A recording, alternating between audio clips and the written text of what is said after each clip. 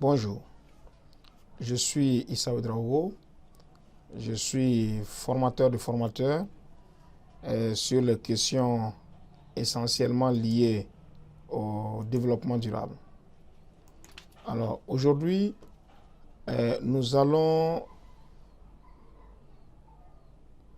voir une question relative au développement durable, essentiellement la question de la désertification dans la formation en compétences des élus locaux. Alors, pour ce faire, je m'en vais vous présenter le plan suivant. Nous allons commencer naturellement par une petite introduction pour cadrer un peu le décor dans lequel nous allons travailler. Nous verrons par la suite quelques définitions relatives à un certain nombre de notions sur le thème que nous allons aborder aujourd'hui. Nous allons par la suite voir les questions et disons les causes qui sont celles liées à la désertification. Par la suite, nous aborderons les questions sur les conséquences de la désertification et nous verrons par la suite la place de la désertification dans un projet sahélien. Naturellement, nous partons de ce terme-là, de la question de la désertification, pour que nous entendions sur la question avant de voir la place de cette thématique-là dans un projet que nous pouvons mener au niveau d'un pays sahélien, étant donné que vous êtes tous des élus d'un pays comme le Burkina Faso, qui est un pays sahélien.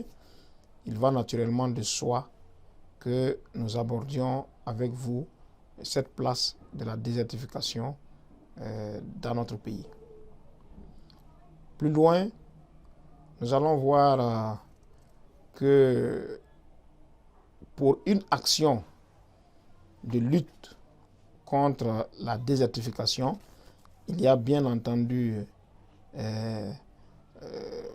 plusieurs façons, plusieurs stratégies de lutte, mais nous allons vous proposer un nouveau regard qui est basé essentiellement sur des compétences.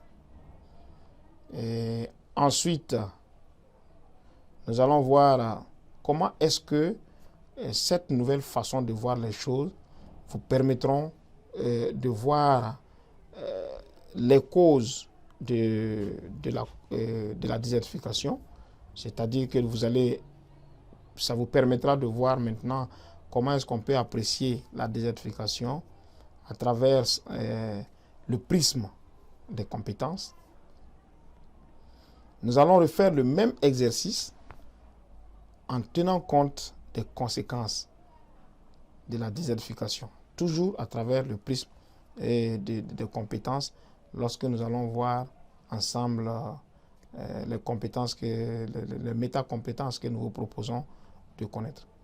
Et bien naturellement, nous allons clôturer à travers une conclusion qui fera tout de suite la synthèse de ce que nous aurons fait ensemble seront vus ensemble à travers disons, cette formation et ce cours d'une heure.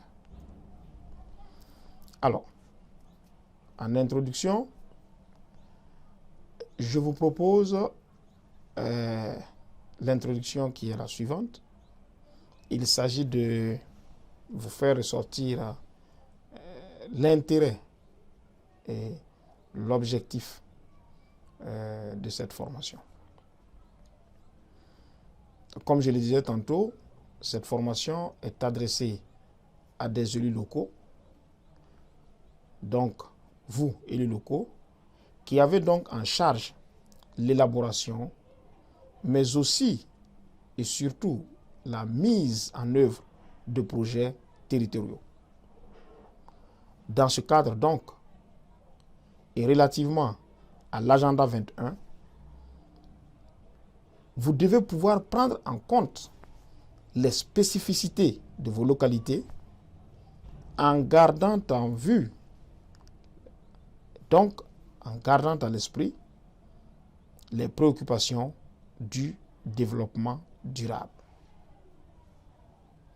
Alors, notre objectif ici est de favoriser une formation et proposer un cours qui va être une formation à votre endroit, vous élus, en vous rendant capable d'ouvrir le champ des possibles dans la perspective d'une nouvelle façon d'analyser les faits et les réalités qui sont autour de vous et de vous permettre également d'envisager une nouvelle conception du développement durable, une conception qui ne vient pas en porte-à-faux à la vision de Brundtland, mais qui est assez complémentaire de cette vision, qui l'approfondit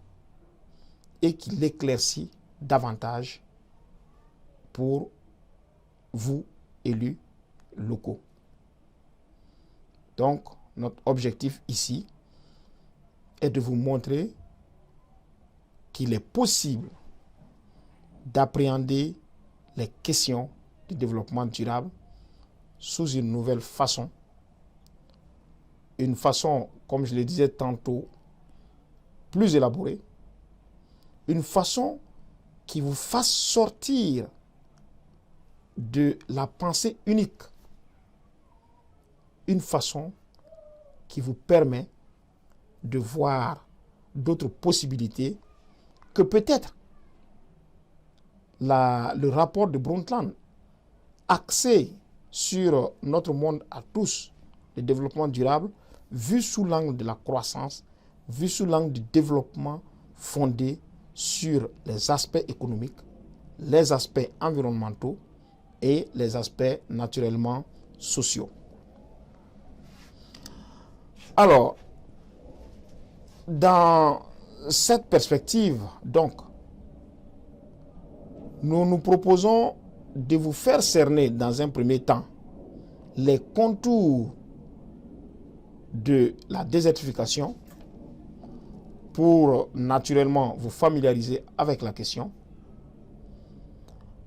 Nous verrons par la suite comment, dans une analyse des territoires, une analyse, ce que nous appelons une analyse territoriale, les interrelations et les corrélations entre les différentes composantes d'une réalité. Et nous terminerons, bien entendu, en proposant, comme je vous l'ai dit plus loin, un outil d'analyse, un outil de développement des compétences qui favorise l'action.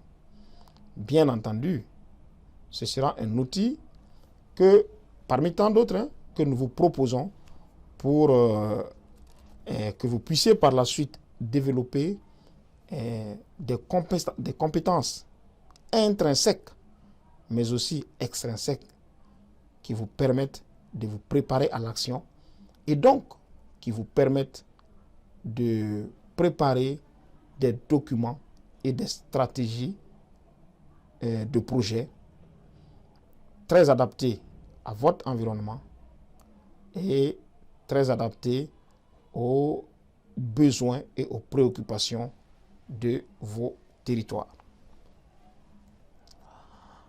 Alors, dans le premier point, nous vous disions que nous allions d'abord procéder par définition, en vous donnant déjà quelques définitions notionnelles pour permettre que nous soyons au même niveau d'information et au même niveau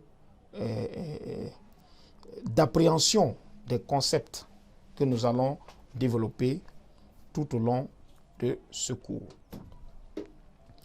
Alors nous allons commencer par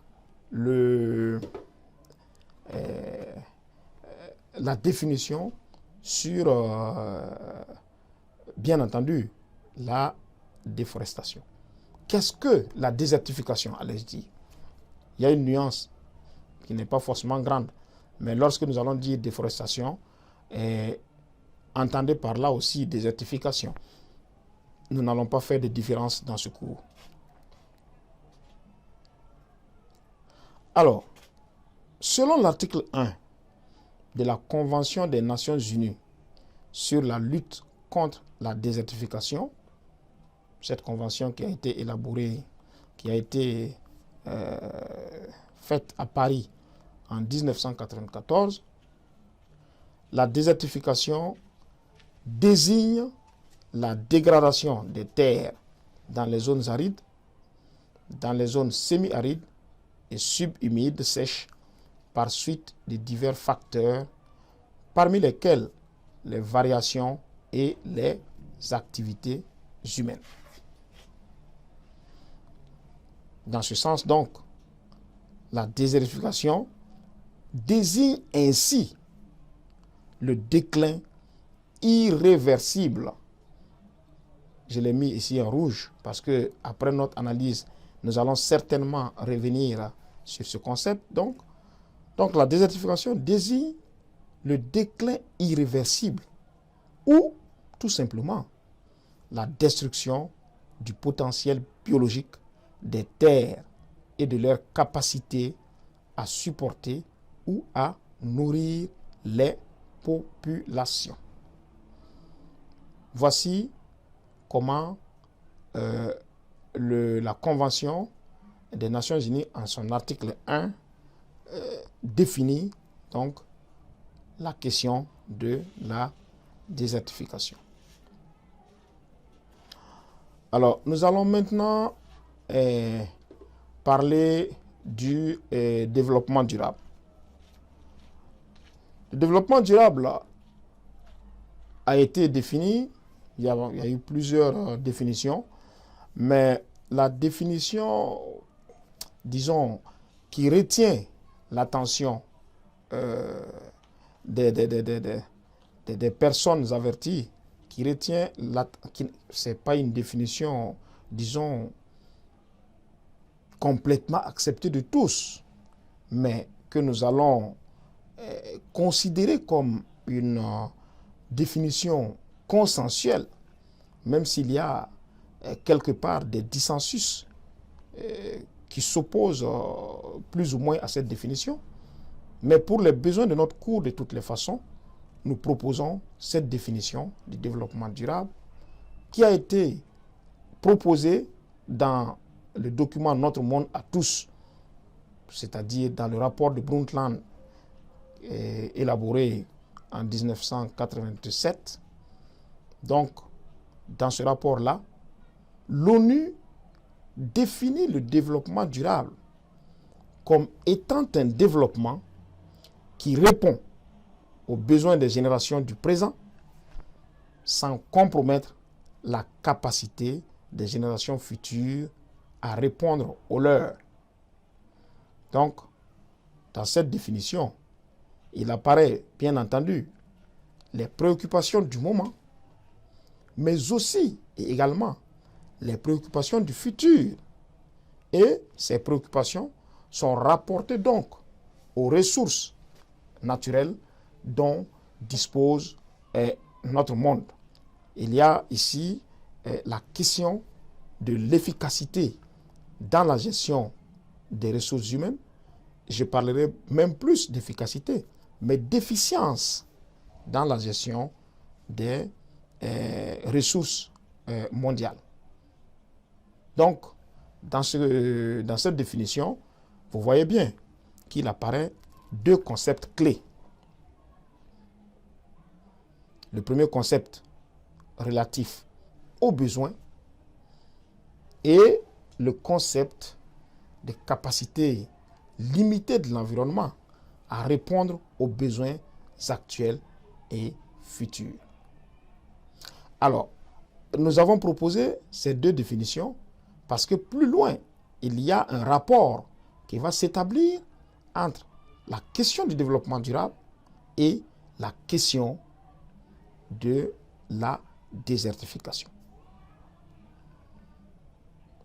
Alors, nous revenons absolument naturellement sur le premier concept, sur la première problématique, à savoir la désertification.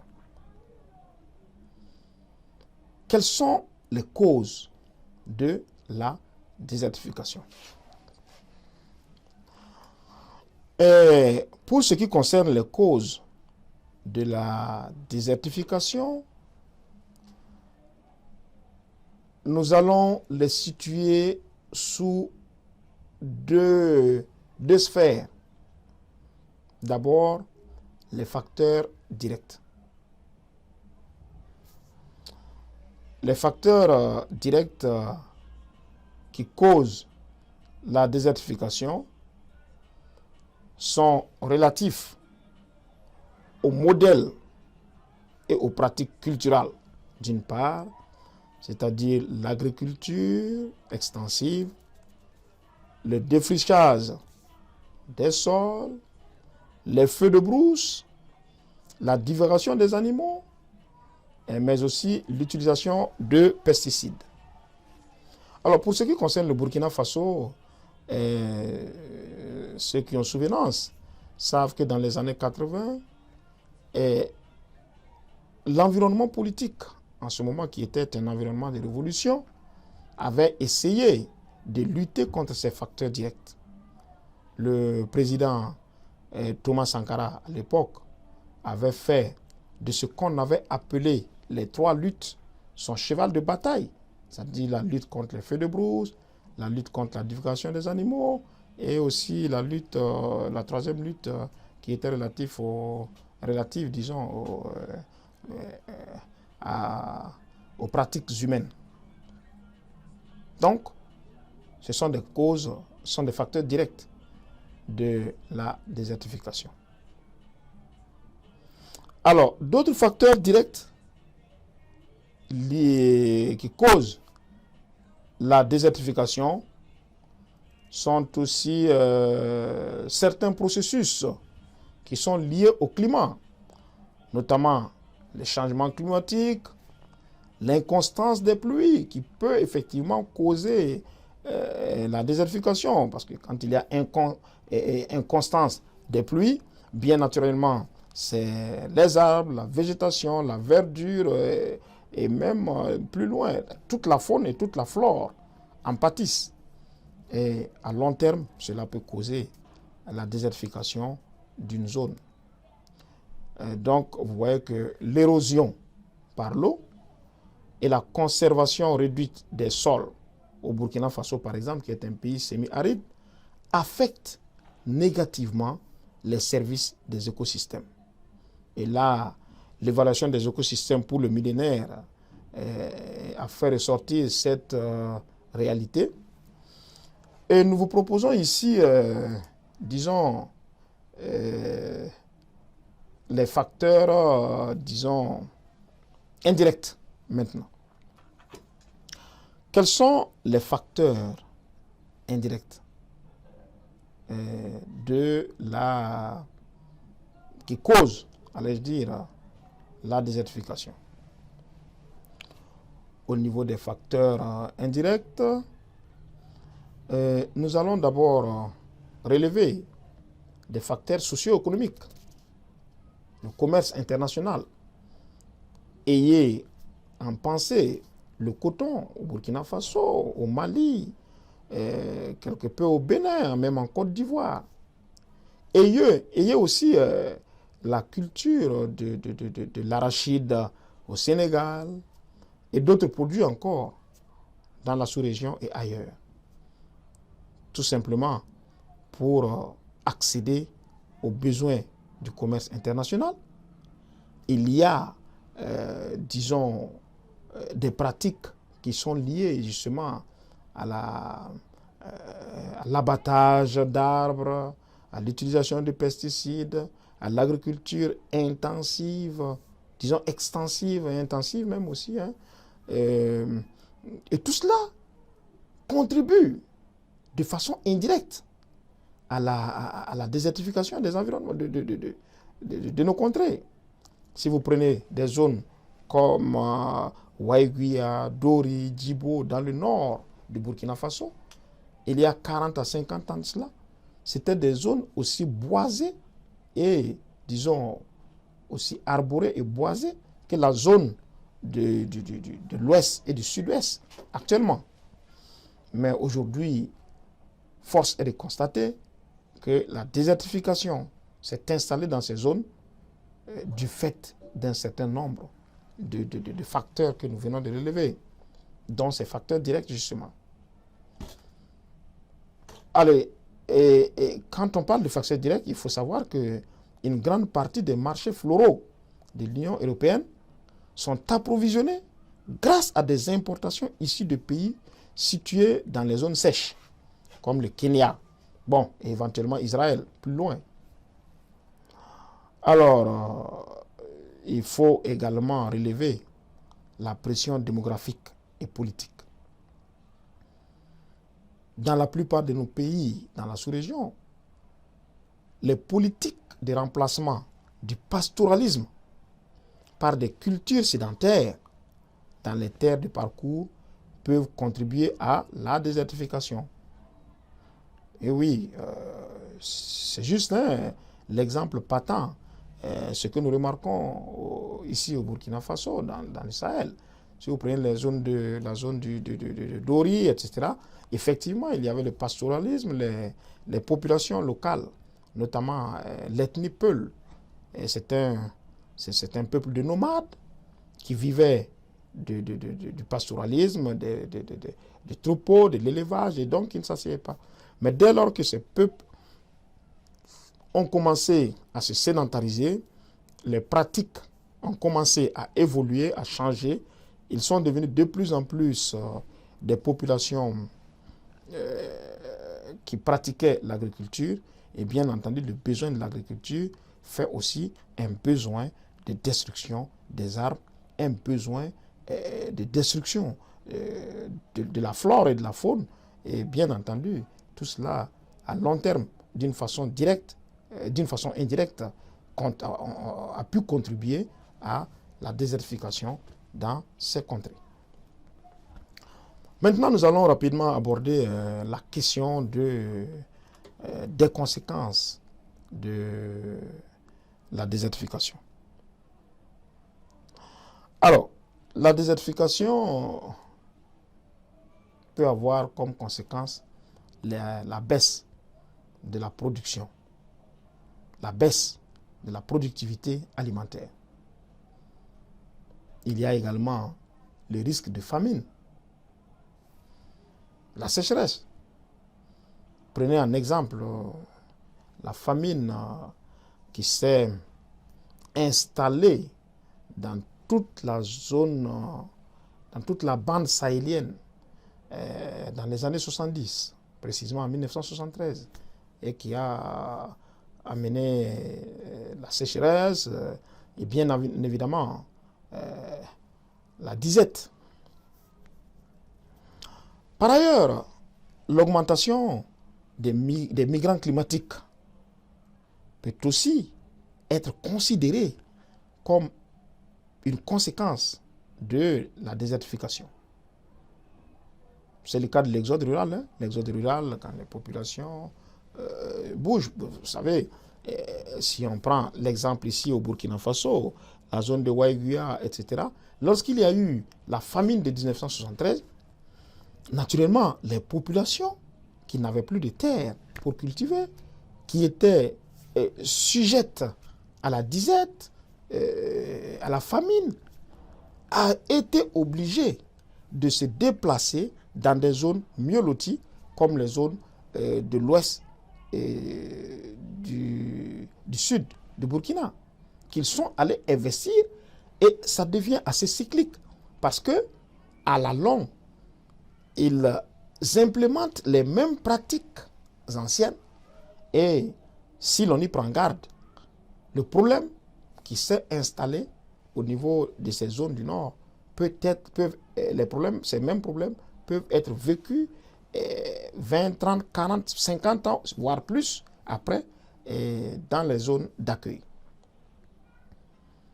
C'est l'exemple des gens du Nord, c'est l'exemple qui sont allés à l'Ouest, et d'autres sont même allés jusqu'en Côte d'Ivoire, qui était un pays, disons, beaucoup plus nanti en matière de végétation, en tout cas d'agriculture.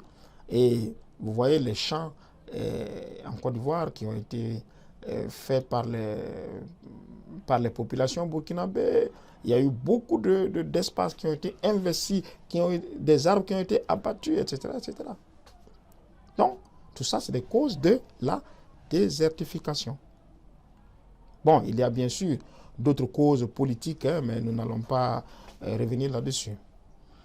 Enfin, l'une des conséquences de la désertification, c'est également l'augmentation des coûts considérables pour lutter contre la désertification. Oui, lorsqu'il y a déjà désertification, il faut lutter contre la désertification.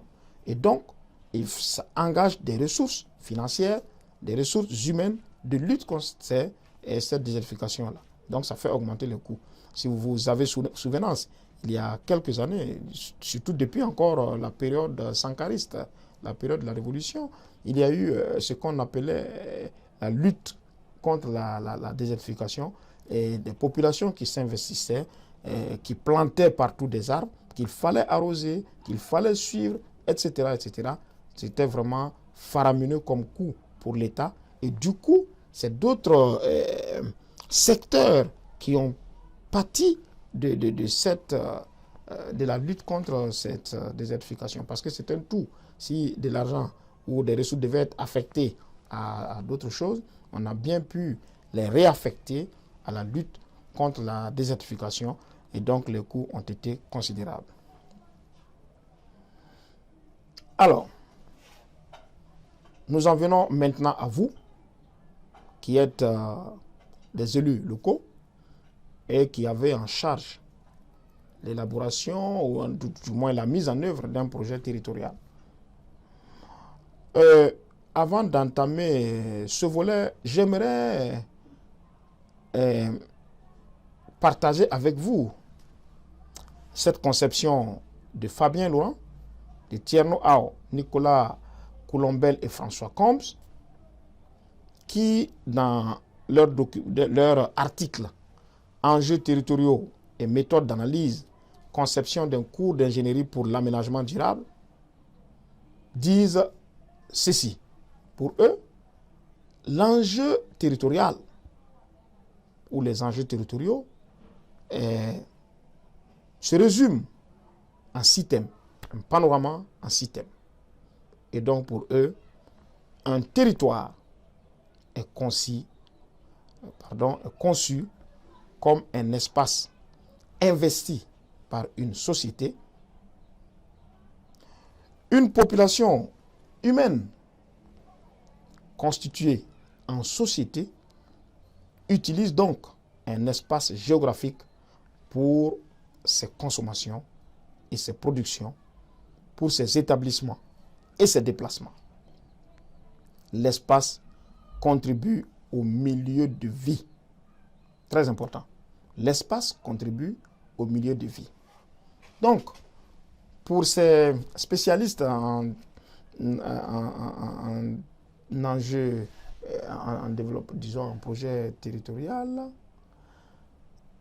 l'espace donc est à la fois utilisé et produit, construit et agencé, aménagé pour se servir, du moins pour servir aux activités, aux établissements et à son propre franchissement.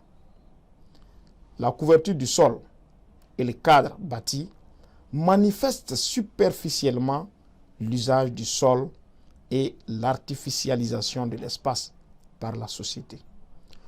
Plus profondément, la société investit l'espace en l'impliquant dans ses enjeux humains et sociaux, économiques et aussi écologiques. La problématique du développement durable revient in fine à la contrainte de finitude de l'espace et des ressources qu'il porte face aux besoins des populations. Alors, nous voyons donc que la question du développement durable est fondamentalement liée à la question de l'espace. L'espace pris dans sa grande définition. Et donc, nous allons continuer à voir, à travers cette question d'espace, quelle place la désertification peut-elle avoir dans un projet territorial. Il ressort donc de la définition que nous venons de voir ensemble, que le projet territorial a pour finalité le bien-être social. D'ailleurs, comme tout projet qui prend en compte le développement durable. Or, ici, la matière première repose bien sur l'espace, sur le territoire. Un territoire qui est géré avec efficience donne plus de chances de réussite au projet territorial. Notamment, bien entendu, plus encore d'ailleurs, dans un pays sahélien comme le nôtre, le Burkina Faso. Donc, en tant qu'élu, vous devriez vous saisir de cette réalité dans tout ce que vous allez mener comme acteur du développement durable. Donc, la désertification est donc, en définitive, une menace certaine et avérée à la réussite des projets de territoire et donc à la durabilité, tout simplement. Que cela soit assez clair, il est donc important de tenir compte dans tous vos projets de ce type de réalité, hic et nunc, comme je l'ai dit, c'est-à-dire ici et maintenant, mais aussi en tenant compte de tout cela dans une vision lointaine. J'allais même dire dans une vision prospective. Même dans les régions qui ne sont pas encore directement menacées. Parce que nous l'avons vu plus loin, il y a des facteurs directs, il y a des facteurs indirects. Et si dans votre analyse, vous ne tenez pas compte de cette projection d'abord dans le futur et de cette prospective, plus globalement de cette prospective, il va de soi que vos projets que vous allez élaborer puissent avoir des difficultés, puissent avoir un certain nombre de menaces dans le temps, et donc que ces projets soient peu réalistes par rapport à la réalité que nous vivons aujourd'hui. Alors, de tout ce que nous venons de dire, nous allons voir une modélisation qui a été justement proposée et qui est relative aux 6 thèmes d'enjeux territoriaux. Vous voyez très bien ici en vert le milieu écologique. Vous voyez l'interrelation entre le milieu écologique et les formes techniques de travail, etc. dans une société. Vous voyez l'interrelation entre le milieu écologique et les formes spatiales, c'est ce que nous venions de dire. Mais vous voyez surtout la relation entre le milieu écologique ici en vert et la population en rose. Parce que quoi qu'on dise, la finalité est d'aboutir au bien-être de l'humain, au bien-être de la société. Et les autres formes spatiales, techniques, structures d'organisation et procédures de gestion, modes de vie, concourent tous à la recherche d'un besoin, à la recherche d'une finalité fondamentalement axée sur le bien-être de la population. Donc, il est clair qu'en tant qu'élu des communes, il est clair qu'en tant qu'élu des territoires, vos projets doivent fondamentalement tenir compte de l'aspect écologique et de l'aspect désertification dans les projets que vous allez mettre en œuvre. Alors, mais pour mettre en œuvre ces projets, pour être capable d'agir, parce que c'est aussi ça notre finalité, pour être capable d'agir sur une réalité, pour être capable d'agir en tenant compte de la durabilité, de la sustainabilité du développement durable, en général, nous pensons que vous devez avoir un certain nombre de compétences. Nous ne le disons jamais assez, le développement durable est avant tout une question de compétences. Parce que c'est les compétences qui permettront de tendre à l'action. Alors, donc, tenir compte donc de ces enjeux dans un projet territorial axé sur l'agenda 21, je le rappelle, appelle donc des connaissances, mais surtout des compétences à développer par vous, élus. Donc, il suppose également une nouvelle façon de voir les choses, une nouvelle façon d'apprécier les choses, donc une nouvelle façon de réinventer les choses. C'est tout simplement une question d'éducation au développement durable. Et donc, toutes nos préoccupations actuellement, c'est de tendre à une éducation au développement durable. Et c'est ça qui vous permettra de développer un certain nombre de compétences, disons, utiles pour la mise en œuvre de vos projets et pour l'action.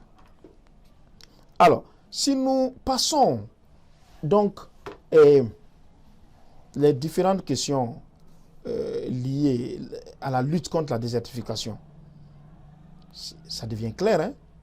Si nous prenons, vous voyez le tableau qui suit, nous avons les aspects du développement durable tels que déterminés dans le rapport de Brundtland. Passons donc la désertification au filet de ce rapport. Nous allons voir, est-ce que la désertification répond aux préoccupations de la préservation de l'environnement? Naturellement, la croix est rouge, c'est non. Donc, l'observation que l'on peut faire, c'est que la désertification en elle-même, accepter le terme, se situe aux antipodes du développement durable. En outre, est-ce que la désertification répond au développement économique? Nous avons vu plus loin que la désertification, la lutte contre la désertification, grugeait, disons, véritablement le budget des États.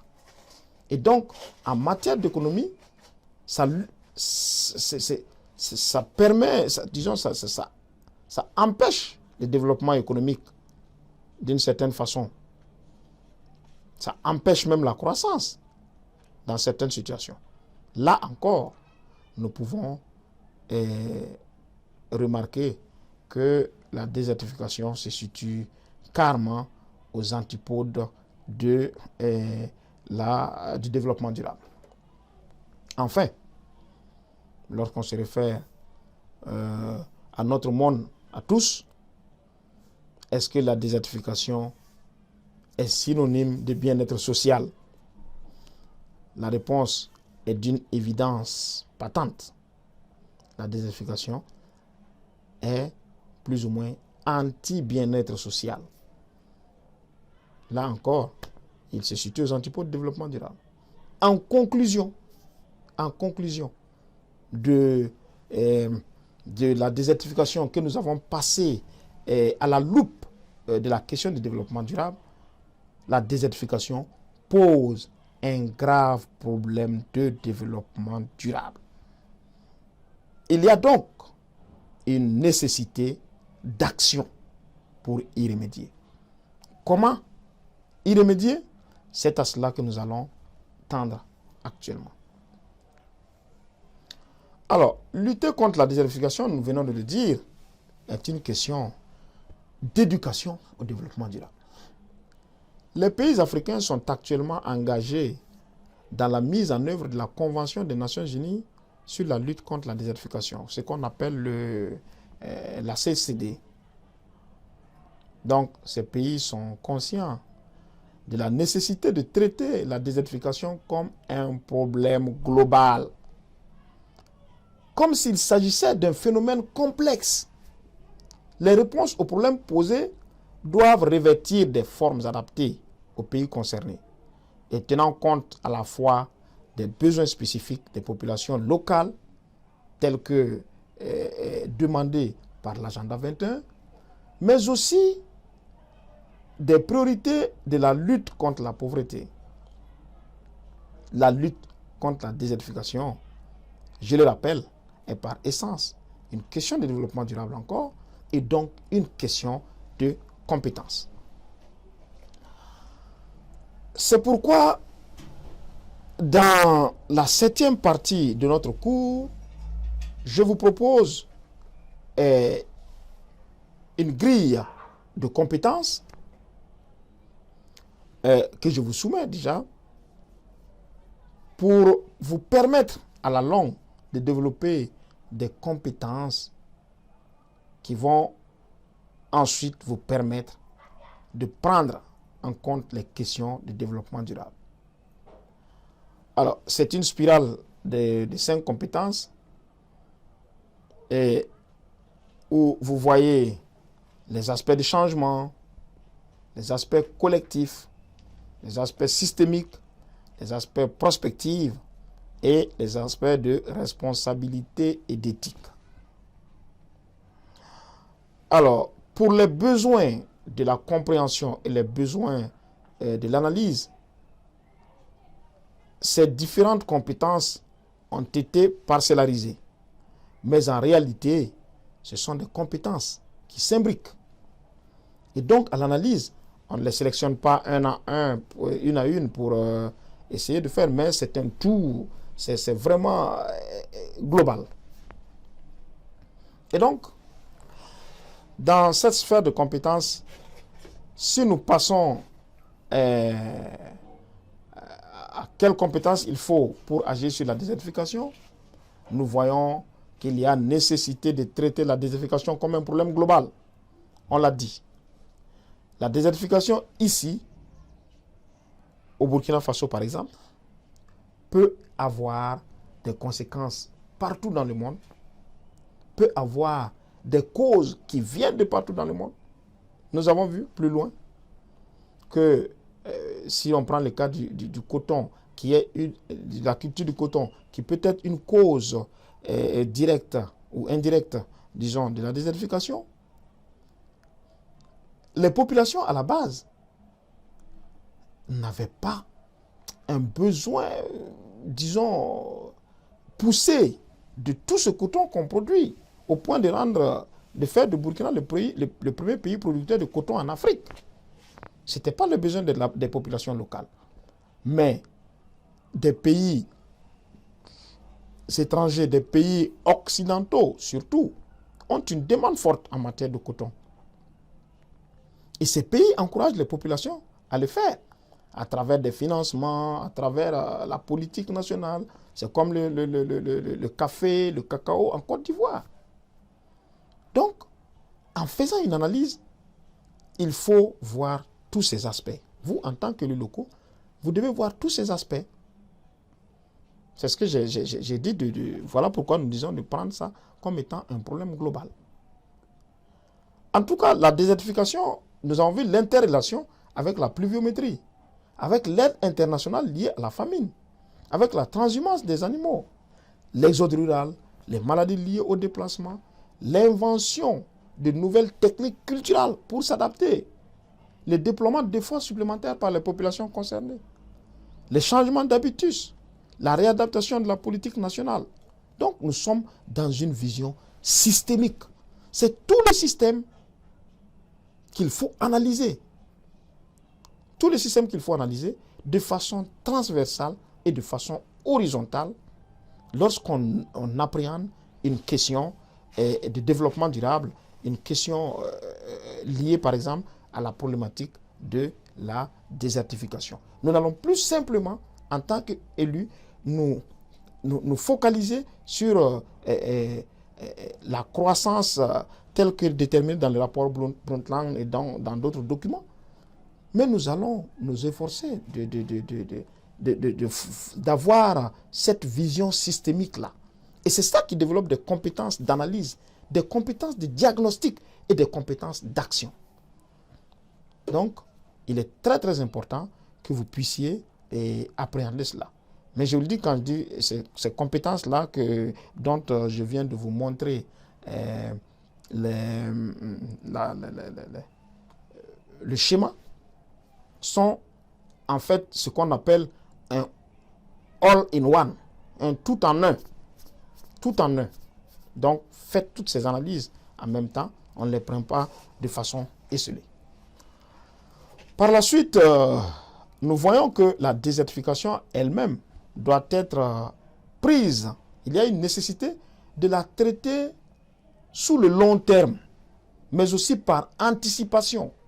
Il faut être proactif lorsqu'il s'agit de prendre une question de développement durable, notamment comme celle de la désertification. Et donc, il faut que vous puissiez développer des compétences d'anticipation, mais des compétences aussi de projection dans le futur, dans le temps. Il faut savoir voyager dans le temps. Bien sûr, il y a une part d'incertitude lorsqu'on voyage dans le temps, mais c'est à prendre en compte également. Donc, une lutte sur le long terme avec des perspectives, avec des projections, mais aussi en prenant en compte la part des incertitudes. Si nous décidons que nous voulons lutter contre la désertification, alors la plantation d'arbres peut être une solution proposée, par exemple. Mais est-ce que cette plantation d'arbres, nous sommes sûrs qu'elle va résoudre le problème à long terme? Sur quelle durée elle va le résoudre? Quelle incidence cette plantation peut avoir sur l'habitus social qui se réadapte au fur et à mesure que les réalités changent? Sur les relations sociales également. Parce que, une chose est sûre, sociologiquement, une population qui vit dans le désert n'a pas forcément le même comportement social. Et individuellement, au niveau psychologique, les populations, les individus n'ont pas forcément le même comportement individuel. Et donc, de repenser les zones, disons, sous désert et les réadapter en des zones qui ne sont plus des zones désertiques, il faut voir tout ce que ça va amener par la suite. Donc, il y a et même le type d'habitat, la technologie qui va s'inventer dans les 30, 40 ans, 50 ans plus, parce que c'est une question de changement, donc ça peut prendre du temps. Tout cela, nous ne sommes vraiment sûrs de rien. Il y a la part de l'incertain et nous devons pouvoir accepter cette part de l'incertain dans nos projections, dans notre vision tant systémique que notre vision prospective. Alors, c'est comme je l'ai dit, dans 30 ans, quels nouveaux facteurs pourront intervenir sur la question en rapport avec la résilience? Voilà. Si nous prenons le cas, un exemple ici au Burkina Faso, il y a ce monsieur Savadogo que tout le monde croyait fou dans le nord, parce que le nord est devenu une zone désertique, qui a pensé effectivement qu'il pouvait faire revenir l'âge d'or dans son village, en pensant qu'il pouvait transformer le désert en forêt. Bien entendu, au départ, personne n'a cru en lui. Mais il a commencé doucement, petit à petit. Aujourd'hui, le désert qui était dans le village de M. Savadogo, notamment le village de Gourga, est devenu une forêt. Et la faune, la flore sont revenus. Donc, l'écosystème a été restauré dans cette zone que tout le monde croyait une zone perdue. Donc, les questions de changement sont des questions qui durent sur le temps et souvent, en tant qu'agent de changement, parce que je considère que vous êtes des agents de changement, vous pouvez ne pas être compris sur le court terme, mais lorsque vous continuez sur le long terme, à la longue en tout cas, vous allez canaliser des efforts et ce que les gens n'ont pas vu il y a 40 ans, vous avez anticipé et vous pouvez donc amener un changement. Donc, un élu social, un élu du territoire doit pouvoir développer une vision prospective, mais aussi une vision de changement. Alors, toujours dans la perspective de quelle vision, de quelles compétences pour agir, nous allons parler maintenant de la nécessité de pouvoir traiter le problème, de pouvoir traiter la désertification comme, disons, un problème de tous. Un problème de tous. Ben oui, quelle est notre part de responsabilité? Quelle est la part de responsabilité d'autrui? Les pays qui apportent leur aide alimentaire, est-ce qu'ils en ont le devoir lorsqu'il y a disette? Est-ce qu'ils en ont, par ailleurs, le droit? C'est des questions fondamentales que nous posons, mais c'est des questions qui engagent la responsabilité dans une question de développement durable. Qui est source du problème? Qui est source du mal? Qui doit intervenir? Qui doit payer? Je pense que dès lors qu'un pays vous demande de produire, vous pensez que ce pays est la source de votre mal. Mais ce pays, en amont, vous a payé déjà les produits que vous lui avez donnés, notamment le coton et autres. Mais lorsqu'il y a des difficultés, des problèmes, quelle peut être la responsabilité sociétale, non seulement des pays, mais aussi des communautés, aussi de façon individuelle. Voilà. Donc, l'élu local doit pouvoir développer une compétence en matière, des compétences en matière d'analyse pour pouvoir faire ressortir la responsabilité de tout un chacun. Donc ça, c'est une vision de responsabilité, mais aussi une vision d'éthique. Une vision d'éthique parce que si les facteurs naturels du phénomène ne relèvent pas de l'industrialisation qui a provoqué les changements climatiques et donc la désertification, c'est ce qu'on pense le plus souvent. Si le phénomène relève de l'industrialisation des pays industrialisés qui, de façon indirecte, ont provoqué la désertification, dans ce scénario, est-ce qu'ils n'ont pas le devoir d'agir pour compenser? Dans ce scénario, le coton, le café, le cacao qu'ils consomment, n'ont-ils pas favorisé le défrichage, disons, sauvage, l'utilisation des pesticides, les fabrications par ailleurs, toutes choses qui ont engendré la désertification? Donc, ils ont naturellement un devoir de réparer. La résilience doit les interpeller. Mais nous, en tant que citoyens du monde, en tant qu'élus, le devoir de solidarité nous incombe également. Le devoir de nous prendre en charge en tant qu'être humain aussi est là. Donc tout cela, ça appelle le développement d'une vision d'éthique et le développement d'une vision collective de responsabilité. Cela revient donc à dire que lorsqu'on est élu, lorsque vous allez faire vos projets de territoire, bien entendu, vous devez avoir à l'idée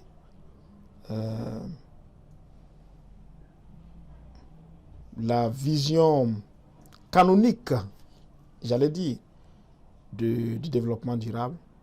Mais en plus de cela, vous devrez avoir cette vision, disons, holistique du problème qui prenne en compte les 5 métacompétences que nous vous avons proposées dans le sujet.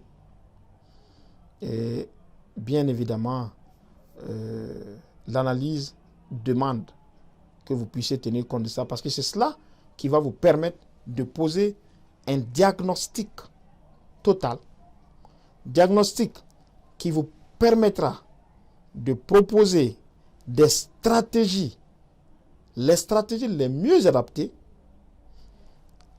à court terme, à moyen terme et à long terme. Ce que nous appelons souvent les résultats, les effets et l'impact. Donc, le tableau qui vous a été, nous disons le schéma qui vous a été proposé pour vous permettre de développer vos compétences de façon globale, c'est tout juste simplement pour que vous puissiez faire une analyse et pour que vos projets de territoire soient les mieux adaptés à vos réalités. Et effectivement, c'est pour que ça puisse donner le maximum de chances, le maximum de réussite à vos projets territoriaux. Alors, le cours qui vous a été proposé aujourd'hui est un cours, c'est un début, nous aurons l'occasion d'en reparler, mais en attendant, je vais vous proposer une bibliographie et une webographie qui ont servi justement à préparer le cours, mais qui peuvent vous permettre justement d'avoir de plus amples informations et nous pourrons éventuellement échanger à travers les mails, etc., etc. Donc, le premier document que nous vous proposons, c'est le rapport Brundtland élaboré en 1987 par l'ONU et qui porte le nom de la personne qui l'avait beaucoup en charge. Nous voyons également le guide de compétences, développement durable et responsabilité sociétale que nous vous avons soumis, nous vous avons proposé et qui a été élaboré par le CPI et CGE en 2016 en France. Et vous avez aussi l'article sur les enjeux territoriaux et les méthodes d'analyse, la conception d'un cours d'ingénierie pour l'aménagement durable. Et nous vous recommandons aussi de faire un tour pour voir le document Retour sur la famine au Sahel du début des années 1970, la construction d'un savoir de crise qui a été naturellement écrit par Vincent Bonnecase et ça a été édité par les éditions Cartala en 2010. Alors, nous vous recommandons aussi de visiter le site web www.compétences-ddrs.org parce que ce site-là, il vous permettra d'avoir de plus amples informations sur les guides de compétences parce qu'il y a des choses qui y sont précisées et que nous n'avons pas le temps de développer en une heure de cours, mais vous aurez de plus amples informations là-dessus et ça vous permettra de comprendre davantage lorsque vous allez regarder ces métacompétences-là, vous allez les étudier, vous allez voir les briques qui sont proposées, etc., etc. Le dernier document que nous vous proposons et qui malheureusement ne se trouve pas ici, c'est un document sur le changement sur le changement en général. Mais bon, je vous donnerai cette référence la prochaine fois. Voilà, je vous remercie pour votre aimable attention et en vous donnant rendez-vous pour un prochain cours. Vous pouvez avoir mon adresse mail bolasso2000@yahoo.fr ou bolasso2000@gmail.com si vous voulez qu'on échange davantage. Merci pour le cours d'aujourd'hui, pour votre aimable disponibilité.